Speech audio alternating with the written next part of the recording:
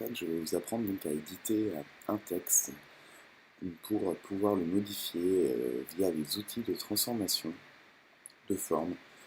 Donc quelque chose de très utile pour créer par exemple un logo ou des choses comme ça. Vous comprendrez que ça laisse libre accès à votre créativité et à la personnalisation des polices.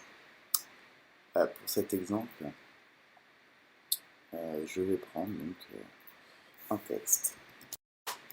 Hop. Voilà.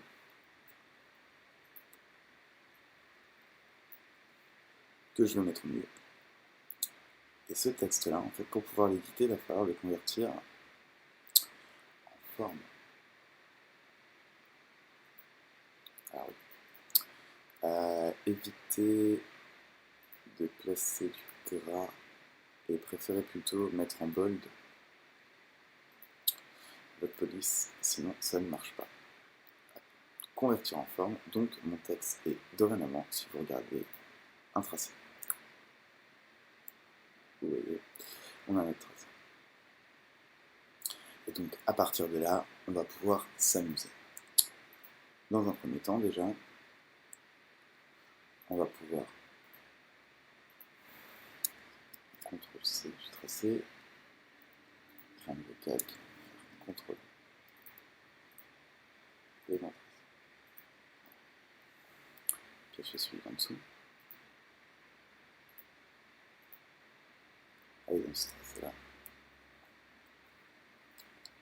Et donc, par exemple, contour du tracé en utilisant l'outil forme en simulant la pression. Alors, oui, on va rien voir parce que, évidemment, mon outil forme est tout petit. Je vais l'agrandir un petit peu, je vais mettre voilà. Hop, et on va pouvoir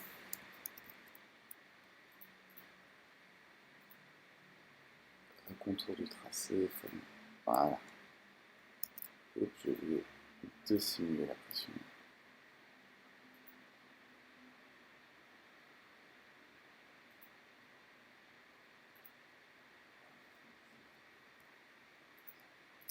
Donc, par exemple, vous voyez, à l'instant, je viens de créer un effet de bombe, un petit peu comme si ça avait été tagué à la bombe.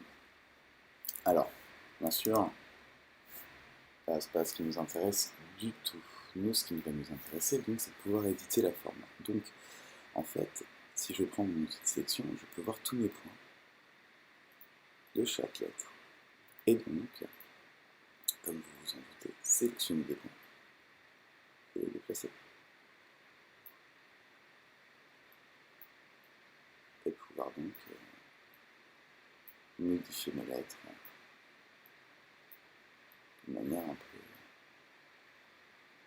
coulax.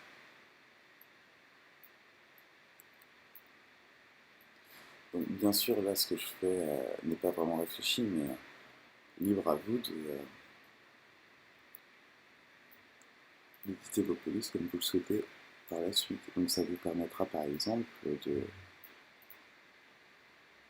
créer par exemple un haut d'une forme un peu plus arrondie, un T d'une forme un petit peu plus bizarre.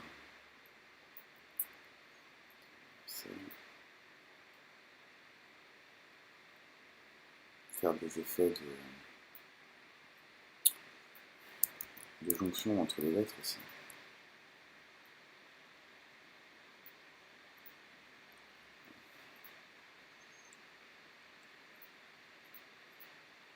Pour réaliser ce genre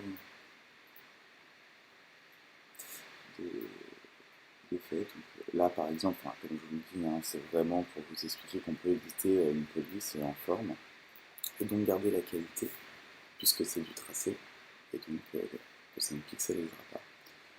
Donc une fois que vous avez fait ça, vous avez votre forme et vous pourrez vous amuser avec. Ajouter des styles comme d'habitude, incrustation dégradée, radiale, une échelle assez grande.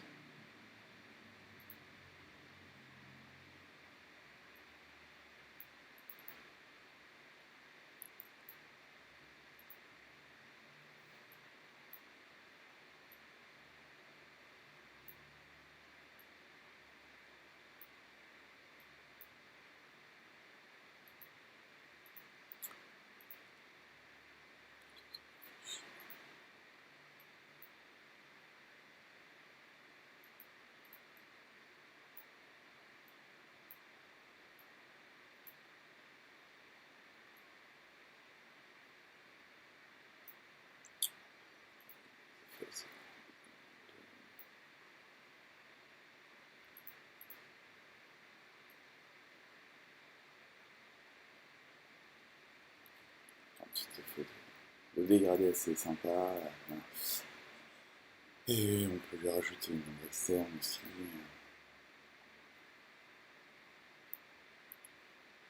Hop.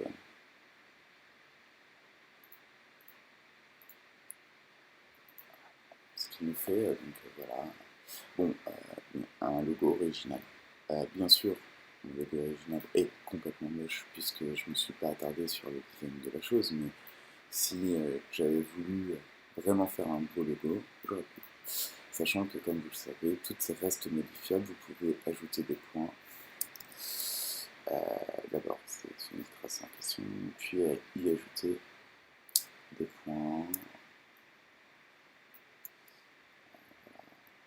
Vous connaissez ensuite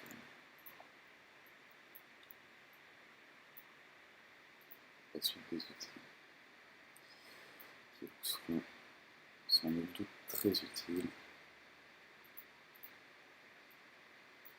je pense, à terme. Donc, pour réaliser